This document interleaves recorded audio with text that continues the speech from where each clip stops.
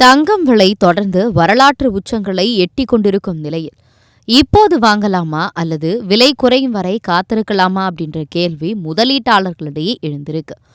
பொருளாதார நிபுணர்கள் பார்வையில் விலை உயர்ந்தாலும் தங்கம் வாங்குறதற்கு பல வலுவான காரணங்கள் இருக்கிறதா சொல்லப்படுது. முதல்ல பணவீக்கத்துக்கு எதிரான பாதுகாப்பு. காலப்போக்கில் காகித பணத்தின் மதிப்பு குறையக்கூடும்.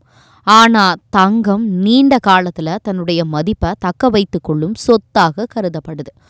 பணவீக்கம் அதிகரிக்கும் சூழல்ல சேமிப்புகளை பாதுகாக்க தங்கம் ஒரு நம்பகமான தேர்வாக பார்க்கப்படுது. அடுத்ததா நீண்டகால முதலீட்டு வாய்ப்பு. தங்கத்தை நகையாக அல்லாமல் முதலீட்டு கருவியா கருதினா கடந்த 10 to 20 வருஷங்கள்ல இது வழங்கிய வருமானம் பல சேமிப்பு திட்டங்களை விட மேம்பட்டதா இருந்திருக்கு. இன்னைக்கு உயர்ந்ததாக தோன்றும் விலை சில வருஷத்துக்கு பிறகு குறைவாக தோன்றும் வாய்ப்பு இருக்கு. எனவே நீண்டகால நோக்குடன் முதலீடு செய்யறவங்களுக்கு தற்போதைய விலை பெரிய தடையாக இல்லை. அடுத்து சர்வதேச அசாதாரண நிலை.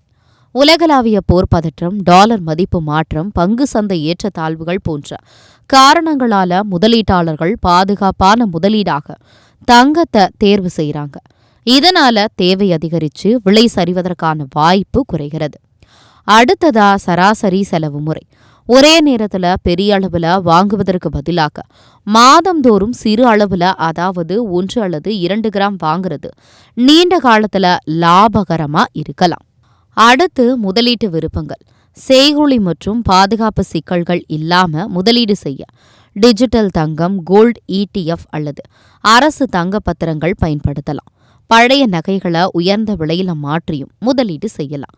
திருமணம் அல்லது 5 ஆண்டுகளுக்கு மேற்பட்ட இலக்குடன் இருக்கிறவங்க தங்கள் வசதிக்கு ஏற்ப இப்போதே கட்டுப்பாடுடன் வாங்க தொடங்குவது சிறந்ததா கருதப்படுது.